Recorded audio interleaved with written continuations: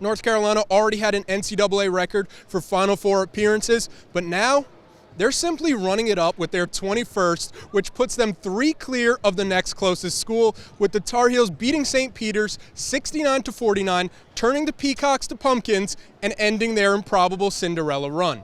Before getting into the Heels, I want to first give props to St. Peter's because it is easy to see why they've made a deep run this postseason. They're tough, they're gritty, they're going to have active hands, and they're going to scrap for 40 minutes.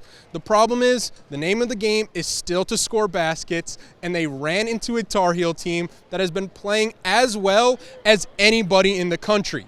Hubert Davis has talked about bringing NBA approaches to the program, and you've seen that this year and in this game with NBA philosophies like icing ball screens. When you ice a ball screen, you are forcing the ball handler to go away from the intended ball screen, taking away what they are trying to do and making it extremely disruptive for the offense to flow from one side to another. The middle of the floor is the most dangerous part, and when Hubert Davis turns to that, he's freezing St. Peter's guards from getting to that area and condensing where they can operate. The theme of the last month and a half of the season, for me at least, has been Hubert Davis's growth as a head coach, to where it seems as if he's constantly pressing the right button and out-coaching the guy on the other bench. You don't have to look any further than in the plays out of a timeout, where the Tar Heels almost always get off the best look possible. Now compare that to the Peacocks, where their offensive execution is like pulling teeth, and they can't get a clean attempt off for a majority of the game. You've seen the players grow up recently, but at the same time, we've seen Hubert Davis get into his bag a bit.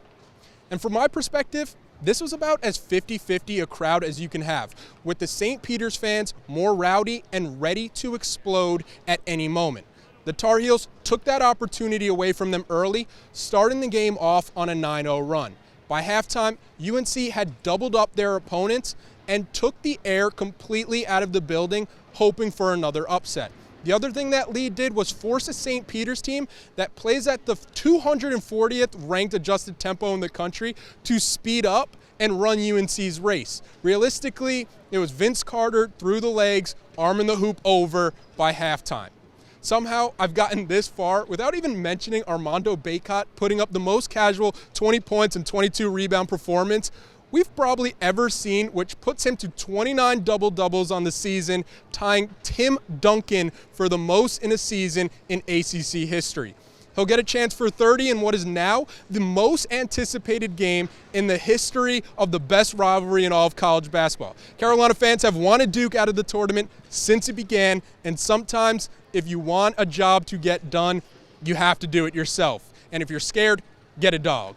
From Philadelphia, I'm Taylor Vippolis, signing off for Inside Carolina.